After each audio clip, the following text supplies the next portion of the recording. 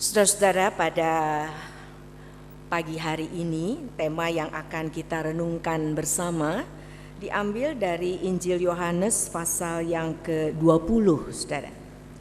Injil Yohanes pasal yang ke-20 ayat yang ke-24 sampai ayat yang ke-29. Injil Yohanes pasal yang ke-20 ayat yang ke-24 sampai ayat yang ke-29. Saudara, sebelum kita akan bersama-sama membaca bagian firman Tuhan ini dan merenungkannya, mari kita masuk dalam doa terlebih dahulu. Mari kita berdoa. Ya Bapa, kami sungguh merindukan menjadi anak-anak Tuhan yang mengiring Tuhan dengan satu keyakinan teguh bahwa ikut Tuhan tidaklah sia-sia. Terima kasih untuk minggu-minggu di mana kami mengingat kembali akan anugerah Tuhan yang begitu luar biasa di dalam karya penebusan Tuhan Yesus Kristus. Ya Bapa, kami rindu, kami sungguh-sungguh boleh terus memahaminya, kami terus menghayati, kami terus mengaplikasikannya di dalam kehidupan kami tentang semua kebenaran yang telah Kau nyatakan kepada kami. Kami rindu untuk boleh mempersembahkan satu kehidupan yang sungguh-sungguh kudus, berkenan, memuaskan Tuhan. Bapa, kami menyadari bahwa kami perlu terus dituntun oleh kebenaran firman Tuhan. Oleh karena itu kami bersyukur bahwa di tengah ibadah kami pada pagi hari ini kembali Tuhan berkenan untuk menerangi kami dengan kebenaran firman Tuhan. Tuhan, kami sungguh mohon pertolongan Tuhan untuk kami boleh betul-betul menaklukkan diri pada kebenaran firman Tuhan. Karena kami rindu dikuasai oleh kebenaran firman Tuhan dan hidup berdasarkan kebenaran Tuhan. Tolonglah kami semua ya Bapa tanpa terkecuali, termasuk hamba-Mu yang hanya akan Kau pakai sebagai alat-Mu. Karena kami sama-sama perlu terus diajar, diingatkan, dikoreksi, diteguhkan, diperbaharui berdasarkan kebenaran firman Tuhan. Tolonglah kami ya Bapa, kasihanilah kami. Di dalam nama Tuhan Yesus Kristus, Juru Selamat kami yang hidup, kami berdoa. Amin. Mari saudara, saya ingin mengajak kita akan bersama-sama melihat Yohanes pasal yang ke-20 ini. Kita akan membaca secara bergantian. Saya baca ayat 24 dan saudara ayat 25, demikian selanjutnya sampai ayat yang ke-29. Yohanes 20 ayat 24, demikian firman Tuhan. Tetapi Thomas, seorang dari ke-12 murid itu yang disebut Didimus, tidak ada bersama-sama mereka ketika Yesus datang ke situ.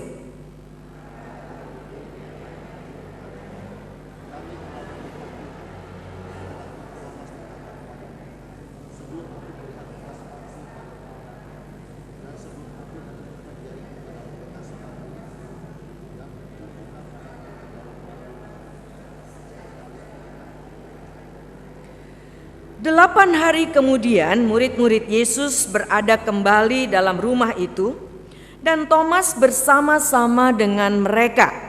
Sementara pintu-pintu terkunci. Yesus datang dan ia berdiri di tengah-tengah mereka dan berkata, "Damai sejahtera bagi kamu."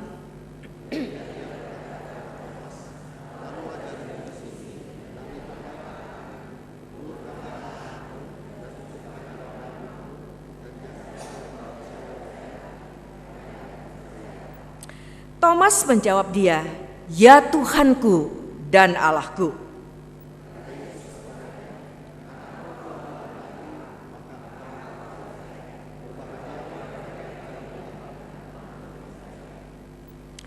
Berbahagialah mereka yang tidak melihat namun percaya.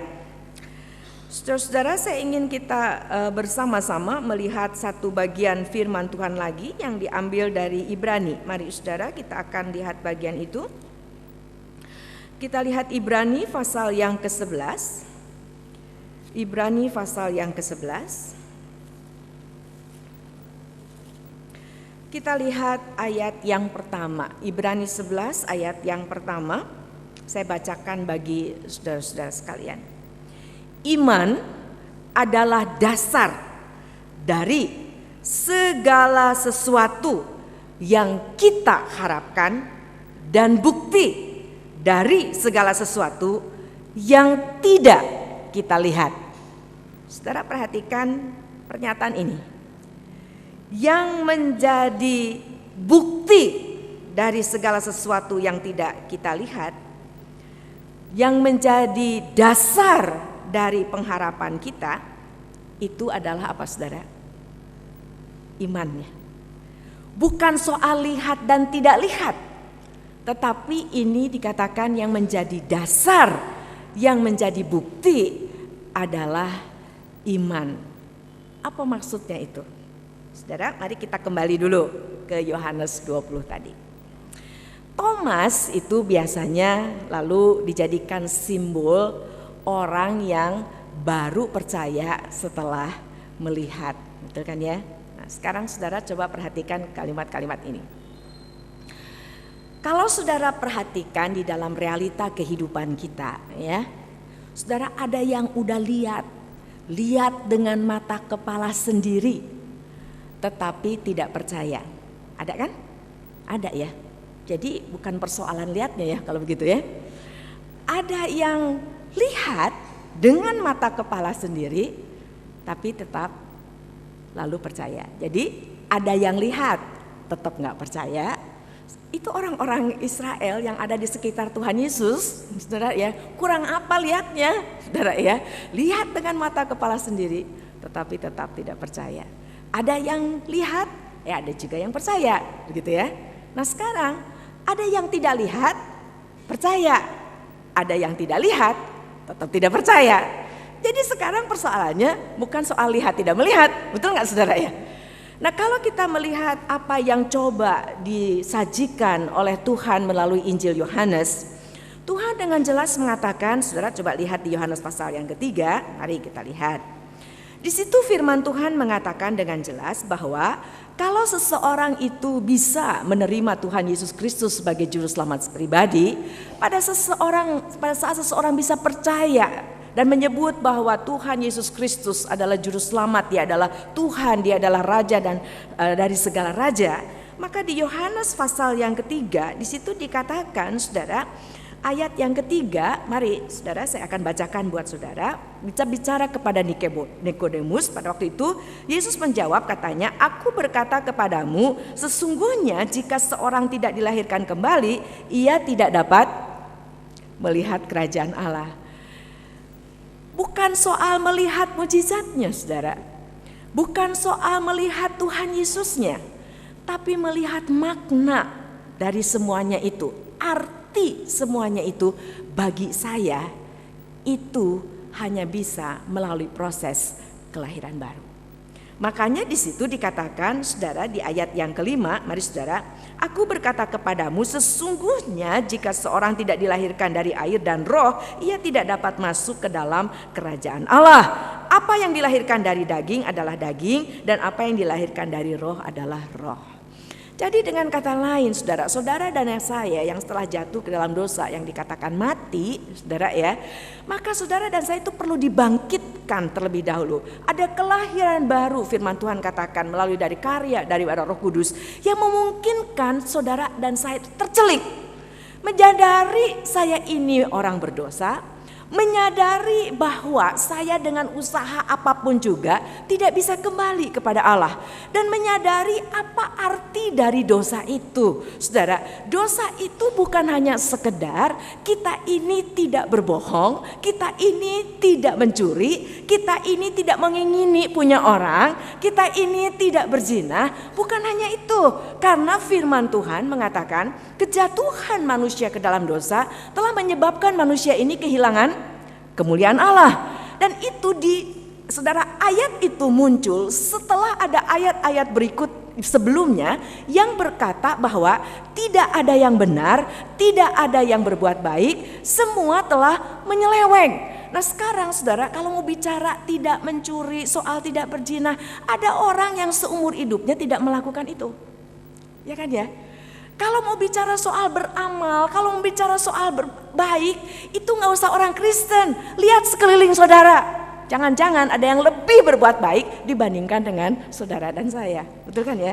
Nah, jadi kalau begitu kita lihat di sini firman Tuhan dengan jelas berbicara bahwa yang dimaksudkan saudara berdosa, saya ini berdosa, yaitu pada saat saudara dan saya tidak hidup sesuai dengan target Allah. Nah, target Allah itu apa? Target Allah itu adalah saudara dan saya diciptakan sebagai gambar Allah. Apa artinya sebagai gambar Allah? Namanya gambar Allah. Kalau namanya gambar Allah, maka ada orang lihat saudara yang kelihatan mestinya siapa? Namanya juga gambar Allah. Kan kalau kita lihat gambar kucing yang kelihatan apa saudara? Ya kucing, masa anjing, begitu kan ya? Sederhana sekali. Itu artinya adalah pada waktu saudara dan saya ini diciptakan, tujuannya adalah melalui seluruh aspek kehidupan kita, baik mulai dari pikiran, isi hati, perbuatan, perkataan, semuanya itu. Maka kalau pakai bahasa perjanjian baru, saudara dan saya itu menjadi surat Kristus yang begitu jernih, yang bisa dibaca dengan mudah oleh orang-orang di sekitar kita. Nah, saudara lihat ini, kita itu kalau lihat ya, kita itu cocok atau pas dengan target Allah, baru saudara dan saya itu dikatakan oke oleh Tuhan. Dan pada saat saudara dan saya itu tidak cocok dengan target Allah, maka saudara dan saya itu tidak berkenan di hadapan Tuhan.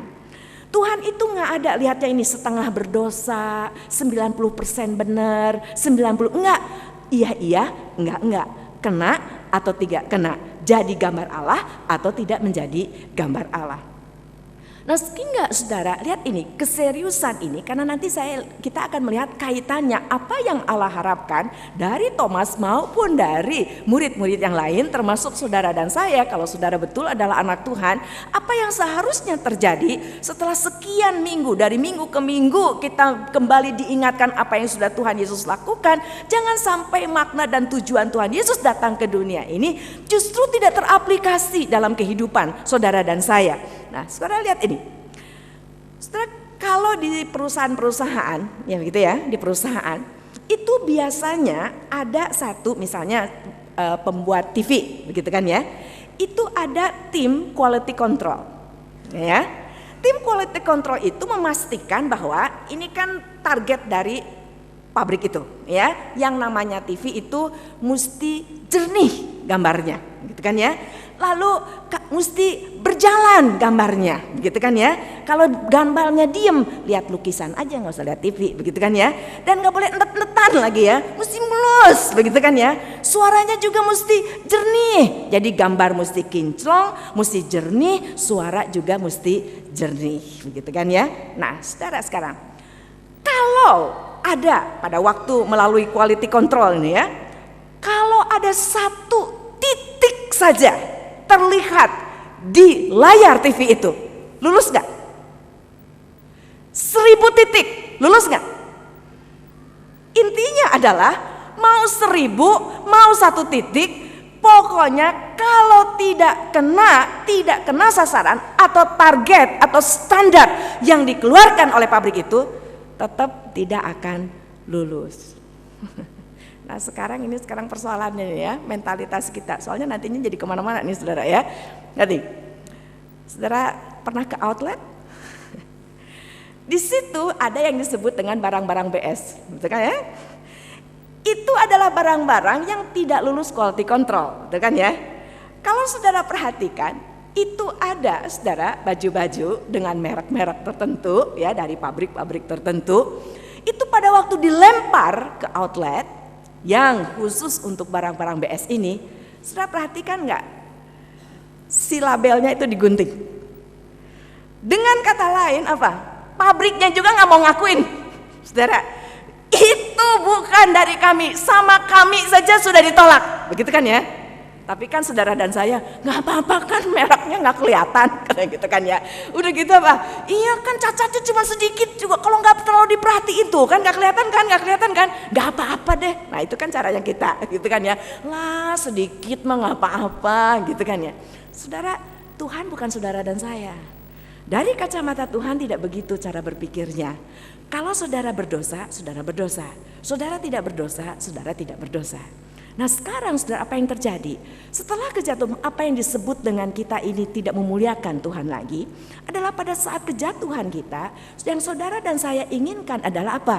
Hidup ini kembali adalah bukan tentang Tuhan. Karena tadinya kan orang lihat kita berpikir, kita apa. Yang kelihatan Allah pencipta. Yang dipuji pencipta, yang dipuja pencipta. Terus lama kita pikir, kok enak ya, kita yang setengah mati kok udah jadi dia yang dipuja-puji, begitu ya. Nah ini akar kejatuhan dosa adalah saya mau seluruh hidup ini terfokusnya kepada saya. Saya yang kerja, saya yang mikir, saya yang setengah mati, saya yang dipuji dong, saya yang dipuja, saya yang disembah. Ini yang terjadi dalam kehidupan saudara dan saya pada waktu kejatuhan. Nah sehingga saudara, bagi Tuhan yang menciptakan saudara dan saya itu fatal. Sama kayak TV tadi saudara. Kalau tidak berfungsi, kalau tidak mencapai standar, itu dianggap apa? Proyek gagal, begitu. Nah sekarang saudara, Tuhan Yesus datang ke dalam dunia ini dengan jelas saudara. Mari kita baca 2 Korintus pasal yang kelima saudara.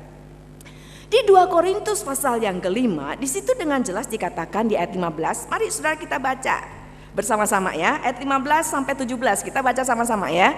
2 Korintus pasal 5 ayat 15 sampai ayat yang ke-17. Kita baca sama-sama. 1, 2, 3. Dan Kristus telah mati untuk semua orang, supaya mereka yang hidup tidak lagi hidup untuk dirinya sendiri, tetapi untuk Dia yang telah mati dan telah dibangkitkan untuk mereka. Sebab itu kami tidak lagi menilai seorang pun juga menurut ukuran manusia. Dan jika kami pernah menilai Kristus menurut ukuran manusia, sekarang kami tidak lagi menilainya demikian. Jadi siapa yang ada di dalam Kristus, ia adalah ciptaan baru. Yang lama sudah berlalu, sesungguhnya yang baru sudah datang. Saudara perhatikan ini. Tujuan Tuhan Yesus mati dan bangkit bagi semua orang adalah apa saudara? Supaya kita tidak lagi hidup untuk diri kita sendiri, tetapi untuk siapa? Untuk Tuhan. Kembali bergeser fokus itu dari saya kembali ke Tuhan. Yang tadinya UUS, ujung-ujungnya saya. Pokoknya kalau ada sayanya baru saya pikirin. Kalau ada sayanya baru saya betul-betul mau melakukan apapun habis-habisan. Tapi kalau gak ada sayanya, saya tidak mau. Nah sekarang setelah kita dimenangkan oleh Kristus, ditebus oleh Kristus, tujuan Tuhan Yesus datang, maka di sini dikatakan saya tidak lagi menilai manusia seperti dulu. Dikatakan saya jadi ciptaan baru. Saya tidak menilai Kristus seperti dulu. Bukan persoalan lihat atau tidak lihat Tuhan Yesus. Bukan persoalan lihat atau tidak lihat apa yang dilakukan Tuhan Yesus. Tetapi sekarang dasarnya adalah kepercayaan saya, iman. Iman itu apa saudara? Iman itu ada isinya. Isi iman itu apa? Ini saudara. Seluruh kebenaran firman Tuhan itu. Yang kedua apa? Kita pahami, ada pemahaman. Bukan saja kita tahu ayat, tapi kita pahami maknanya itu apa. Arti dosa itu apa. Artinya saya tidak lagi hidup untuk Tuhan. Kalau saudara berbuat baik, tapi tidak dilakukan untuk Tuhan, maka firman Tuhan mengatakan tidak ada yang baik, nggak ada yang benar. Makanya saudara di dalam Matius, kalau saudara perhatikan baik-baik, ini yang diharapkan Tuhan. Pada saat Tuhan Yesus datang yang kedua kali, yang Tuhan Yesus tanya dari anak-anak Tuhan adalah, atau penilaian Tuhan, Tuhan bilangnya begini, pada waktu aku lapar, kamu memberi siapa saudara? Aku makan. Kenapa Tuhan Yesus tidak bilangnya begini? Pada waktu mereka kelaparan, Tuhan Yesus mengatakan kamu memberi mereka makan, kan mestinya begitu kan? Tapi Tuhan Yesus nggak bilang gitu. Pada waktu aku lapar, kamu memberi aku makan. Maksudnya apa? Sekarang kalau saudara dan saya sudah dipulihkan di dalam Kristus, maka berarti seluruh hidup kita ini adalah hidup yang terfokus untuk menyenangkan Tuhan, bukan ke saya lagi fokusnya. Makanya saudara kita lihat, perhatikan. Di sepanjang sejarah kehidupan anak-anak Tuhan dari zaman ke zaman. Pada saat seseorang memiliki iman yang benar, dalam arti pertama, isinya adalah seluruh kebenaran firman Tuhan ini. Kedua, dia pahami betul. Dan yang ketiga, saudara, karena iman kekristenan selalu iman disertai perbuatan. Yang ketiga adalah dilakukan, diterapkan dalam seluruh aspek kehidupan. Maka persoalannya bukan soal dia pada saat lapar dan kenyang, soal sehat, soal sakit. Ya saudara, situasi dan kondisi yang Tuhan izinkan terjadi dalam hidupnya tidak akan pernah menjadi isu lagi. Tidak akan pernah menjadi persoalan atau persyaratan untuk bagaimana dia bertindak. Karena apa? Kelahiran baru menjadi ciptaan baru. Apa yang sudah dilakukan oleh Tuhan Yesus Kristus bagi saudara dan saya, itu menyebabkan saudara dan saya itu pada saat kita menerima itu semuanya, kita dirubah status kita menjadi anak. Lihat nih saudara ya, perubahan status itu sifatnya permanen. Kata-kata yang dipakai, tata bahasa yang dipakai di Alkitab berkaitan itu sifatnya permanen. Sekali saudara diadopsi sebagai anak, sekali saudara ditebus untuk selama-lamanya, saudara dan saya adalah anak Tuhan. Nah jadi sekarang kita lihat, karena saya anak Tuhan, maka seharusnya saya berpikir sebagai anak Tuhan. Saya berkata-kata sebagai anak Tuhan. Saya berperilaku sebagai anak Tuhan. Betul, saudara dan saya, termasuk saya, tidak sempurna. Kita masih jatuh, betul. Tetapi saudara dan saya itu jatuh sebagai anak Tuhan, tidak merubah status. Ingat saya juga pernah bicara di sini. Kan kalau kita punya anak, ya. Nah sekarang anak itu nakal, apa jadi anak tetangga? Enggak kan? Kalau anak itu kemudian tidak nurut sama kita, apa jadi anak tetangga? Ya enggak, tetap anak kita, cuman anak yang kurang ajar, misalnya kayak begitu ya saudara ya. Nah sekarang kita lihat, saudara dan saya itu adalah anak Tuhan. Nah sekarang bedanya saudara nih ya, bedanya ya, yang anak sama anak-anakan nih saudara ya. Kalau yang anak Tuhan, karena Allah Roh Kudus terus tinggal bersama dengan kita, dikatakan. Dengan kata lain, Allah Roh Kudus itu yang akan terus melakukan pengudusan di dalam hidup kita, disiplin dalam hidup kita. Sehingga kalau yang namanya anak Tuhan, pada saat dia jatuh, dia tuh gak akan bilang, gak apa-apa sekali-sekali. Gak akan saudara. Karena Allah Roh Kudus akan bekerja, akan mengatakan kamu salah. Itu akan membuat kedukaan yang luar biasa bagi kita. Karena kita cinta Tuhan, itu saudara, seorang anak yang mencintai bapaknya. Pada saat dia melakukan kesalahan, dia akan berduka, dia akan menyesal, dia akan mengatakan, aduh saya telah mendukakan hati bapak. Itu sama seperti Petrus pada waktu jatuh saudara ya. Dia menangis terseduh-seduh. Itu yang seharusnya terjadi pada diri saudara dan saya. Dengan kata lain sehingga saudara, di dalam perjalanan hidup ini, yang tidak selalu mudah. Makanya kalau saudara dan saya tidak mempunyai iman yang tadi dikatakan dari Ibrani itu, yang membuat saudara Daniel, Sadrah, Mesah dan Abednego, apapun yang diperhadapkan kepada mereka, kalau istilah kaula muda sekarang gak efek saudara. Dalam arti apa? Tidak mengusik mereka. Tidak membuat lalu mereka berpikir, aduh gimana nih ya, tetap doa enggak ya, kata enggak saudara. Dikatakan ayatnya begitu jelas, dikatakan Daniel berdoa seperti biasanya. Walaupun ada ancaman singa, nggak peduli dia. Sadrah, Mesah dan Abednego, walaupun ada ancaman dibakar. Saudara, itu bukan terjadi zaman dulu, sampai pada zaman reformasi, sampai pada zaman sekarang.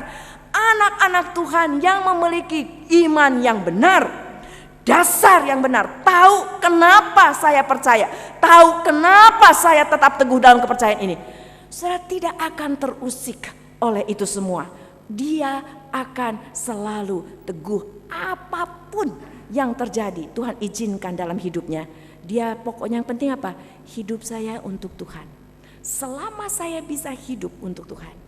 John Huss pada waktu dibakar hidup-hidup, selama saya bisa tetap hidup bagi Tuhan. Pada waktu dia dibakar, sedang dibakar, dia menyanyi. Bukannya putus asa, bukan aduh kurang apa saya selama ini. Persis seperti Paulus. Paulus mengatakan semua sampah dibandingkan pengenalan akan Kristus. Nah sekarang saudara, di dalam Yohanes tadi, pasal 20 ayat 28, Thomas dengan tegas mengatakan, setelah dia dicelikan sebenarnya saudara, ya Tuhanku dan Allahku. Saya pikir mulainya mesti dari sini. Kenapa saudara? Lihat nih. Tuhan Yesus, ini buat saya ini luar biasa. Karena ini yang Tuhan Yesus inginkan. Karena katanya saudara dan saya harus sehati sepikir dengan Kristus setelah dipulihkan ini. Betul kan ya? Lihat nih apa yang dilakukan Tuhan Yesus. Ini bagi saya sangat amat menakjubkan. Dia adalah Allah. Oke ya? Firman Tuhan mengatakan dia adalah Allah. Lalu dia menjadi manusia. Betul? Gitu ya? Saudara, pada saat dia menjadi manusia, mulai dari lahir di sebuah kandang sampai dia naik di atas kayu salib, sampai dikuburkan. Lihat saudara ya, Tuhan Yesus tidak pernah berhenti jadi Allah. Betul kan? Ya. Firman Tuhan mengatakan dia tidak pernah berhenti menjadi Allah. Dia adalah Allah. Sekarang lihat saudara, Allah itu adalah Allah yang mandiri. Dia tidak bergantung kepada siapa atau apapun juga. Lihat ya. Dia adalah Allah yang maha. Dia adalah Allah yang sempurna. Lihat saudara, di dalam keberadaannya sebagai Allah, menjadi manusia. Ini lihat saudara, demi kita nih, tujuannya supaya kita nih pulih, kembali hidup dan mati buat Tuhan. Lihat ini saudara, apa yang Allah pertaruhkan supaya saudara dan saya mati dan hidup bagi Tuhan kembali. Dipulihkan, memuliakan Tuhan lain. Seluruh hidup ini adalah tentang Tuhan. Seluruh hidup kita mulai dari bangun sampai tidur lagi, sampai bangun lagi. Seluruh hidup yang dikelola hanya untuk memuaskan, menyenangkan hati Tuhan. Yang bagi saya luar biasanya ini saudara. Selama dia hidup di dalam dunia, dari dia lahir sampai mati di atas kayu salib, sampai dia dikuburkan, manusia di sekitarnya hanya melihat seorang manusia yang lahir di sebuah kandang. Seorang manusia yang bisa jadi dia adalah nabi karena dia melakukan mujizat. Seorang remaja yang begitu cerdas di sinagoge, di mana dia bisa bertanya dan dia bisa menjawab dengan pertanyaan yang menunjukkan ini anak remaja yang cerdas. Tidak lebih dari itu. Lalu dia kepada saat dikatakan menyamakan diri, berani-beraninya menyamakan diri sebagai Allah, disebut siapa? Penghujat Allah. Lalu ini orang mesti mati, dan sebagai manusia dia seharusnya tetap mati, dikuburkan. Lihat nggak saudara, betapa luar biasanya Allah kita. Betapa luar biasanya Tuhan Yesus. Dia mengosongkan dirinya seperti yang Filipi katakan, begitu rupa sampai Allahnya nggak kelihatan sama sekali. Waktu dia dicobai, saudara, begitu selesai, lihat saudara bagaimana malaikat langsung turun melayani dia. Ini raja dari segala raja, ini pencipta. Manusia tidak ada yang melihat itu. Iblis ketakutan karena dia tahu siapa dia. Malaikat-malaikat melihat pada saat Tuhan Yesus disalib. Saudara, biasanya manusia itu saudara, waktu dihabis-habisan itu saudara, disiksa itu biasanya nggak sampai kayu salib, sudah mati di situ. Tapi dia tidak akan mati kalau dia tidak menyerahkan nyawanya. Karena siapa? Dia Allah. Dia tuntaskan itu semua untuk menggenapkan apa yang telah dinubuatkan di Alkitab. sampai naik di atas kayu salib untuk menanggung semua murka yang seharusnya saudara dan saya tanggung. Dia adalah Allah. Kalau saudara dan saya memahami ini, maka seharusnya saudara dan saya sadar, dia bukan manusia sembarangan. Oleh karena itu karena begini saudara, ini mulai dari hal-hal yang semuanya dari sikap kita. Karena Tuhan bilang dari hati itu keluar, hatinya beres, keluarnya beres. Kalau kita menyadari hal ini, itu akan membantu kita untuk saya hidup ini buat apa, buat siapa. Lihat nih saudara ya, ini kan Tuhan kan, betul kan? Tuhan Yesus ya. Saudara kalau nyebut saya, manggil saya, biasanya kalau di dalam situasi formal seperti ini, berani gak saudara sebut hanya nama saja? Enggak kan? Saya manusia biasa, sama saudara, gak lebih gak kurang. Saudara entah panggil ibu, saudara panggil Muse, betul kan ya? Gak pakai nama. Saudara betul, di sini Tuhan Yesus diperkenalkan kepada kita, Allah memperkenalkan dia sebagai manusia. Maka ada saat di mana dipakai hanya nama depannya saja. Tapi di saat-saat tertentu saudara, Tuhan diperkenalkan dia bukan hanya Yesus. Saya punya teman namanya Yesus soalnya saudara. Tapi jelas dia bukan Tuhan Yesus Kristus. Betul di negara barat orang biasa panggil namanya, baik dia profesornya, dia siapa, pokoknya dipanggil nama depannya saja. Tetapi saudara perhatikan, untuk orang-orang tertentu, di dalam situasi tertentu, seperti misalnya Obama dipanggil Mr. President. Ini orang, saudara. Orang begitu kita hormati. Sekarang persoalan begini, di dalam konteks kita, saudara dan saya mengatakan dia Tuhan saya. Saudara perlakukan dia tidak sebagai Tuhan. Hormati tidak, sebut namanya seenaknya. Di sekitar kita mengatakan katanya dia Tuhan kamu, tapi kamu perlakukan Tuhan kamu seperti itu. Pada waktu ibadah katanya kamu berhadapan dengan Tuhan. Sadar kita datang kepada Tuhan pada saat ini. Saudara, ada seorang yang sangat ingin tetangganya menjadi percaya. Satu kali ada KKR yang luar biasa, dia bilang ini pengkhotbahnya luar biasa, ayo datang. Dia lihat betul dia datang, tetangganya duduk paling belakang. Jadi dia pikir aduh dia puji Tuhan, dia senang sekali. Lalu setelah selesai waktu pengkhotbah itu mengkhotbah, dia doa, selesai berdoa. Lalu dia lihat ke belakang, tetangganya udah hilang. Dia pikir loh kenapa khotbah belum, kok dia udah pulang. Setelah selesai dia tanya, kenapa? Kenapa tadi enggak terus sampai selesai? Lalu saudara tahu dia bilang apa? Saya enggak habis pikir kamu mau menyembah Allah yang seperti itu. Saya bilang maksudnya apa? Tadi saya lihat. Jadi pada waktu berdoa rupanya si orang ini berdoanya saudara dengan sikap seperti ini.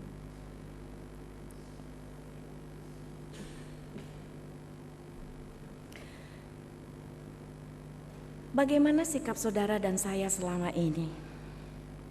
Saudara tahu kita datang pada waktu kita bangun pagi. Saudara sadar gak saya akan datang menghadap Raja dari segala Raja? Pada waktu kita berdandan, apakah kita sadar bahwa saya sekarang ini sedang mempersiapkan diri untuk menyembah Sang Pencipta, Raja dari segala Raja? Hati saudara, iman saudara, apa yang ada di dalam diri kita, itu akan terlihat keluar. Makanya firman Tuhan mengatakan kamu harus selalu hidup di hadapan Allah. Kalau kita menyadari bahwa setiap detik hidup kita ini adalah hidup di hadapan Allah, maka seluruh hidup kita saudara terfokus kepada Dia. Semua yang saya lakukan Tuhan hanya untuk kemuliaan-Mu. Nggak penting saya diapain, nggak penting saya ini nanti diingat apa enggak, diterima kasih, tidak. Yang penting selama semua orang takluk kepadamu, tersungkur kepadamu, menyembah Engkau dan mengatakan seluruh hidup ini hanyalah untuk kemuliaan Tuhan. Itu cukup bagi saya.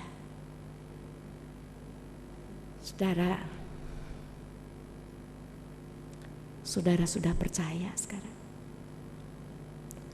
Apa dasar kepercayaan kita? Siapakah Tuhan Yesus bagi saudara dan saya? Apakah Dia adalah Tuhan Yesus Kristus? Ya Tuhan, ya Allahku. Pertanyaan selanjutnya, apakah saudara perlakukan Dia sebagai Tuhan dan Allahku? Apakah saudara dan saya bersikap di hadapan Dia? Ingat saudara, Dia Allah, Maha hadir dimanapun Dia ada di hadapan saudara. Kita bersikap bahwa Dia adalah Tuhan dan Allahku. Sehingga orang-orang di sekitar kita melalui perbuatan kita, perkataan, betul-betul menjadi surat Kristus dan mengatakan, betul Tuhan Dia. Dari cara kita berdoa, dari cara kita bersikap pada waktu beribadah, tidak seenaknya, tidak sembarangan, sadar dari sejak masuk sampai akhir. Soalnya begini saudara, kalau di sini saja saudara dan saya bisa seenaknya dan tidak merasa Tuhan hadir, gimana di luar nanti? Bagaimana di luar nanti? Mari kita berdoa.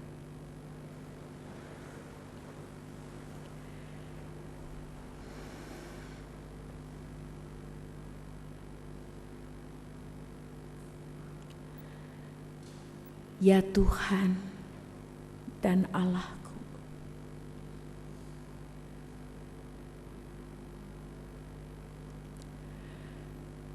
layakkah kami menyebut Engkau sebagai Tuhan dan Allah kami? Sementara kami tidak memperlakukan Engkau, tidak bersikap dalam hidup kami bahwa Engkau adalah Tuhan dan Allah kami. Ampuni kalau kami yang berkata kami sudah ditebus, Engkau adalah juru selamatku. Tapi hidup kami masih tentang saya, bukan tentang Tuhan.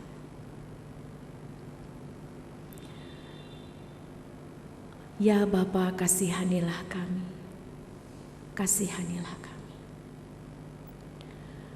Ampuni kami kalau kami tidak bersikap sebagaimana seorang anak Tuhan seharusnya. Ampuni kalau kami puas hanya menjadi gambar Allah yang BS, bukan gambar Allah sesuai dengan standar Tuhan, yang hidup dan mati buat Tuhan.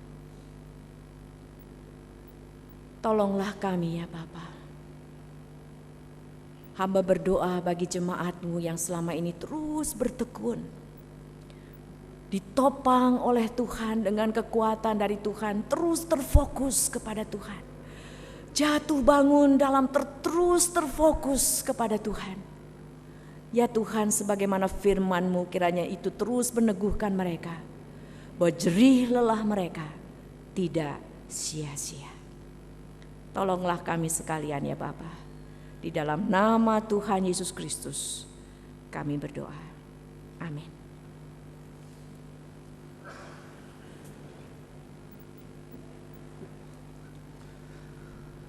Segenap majelis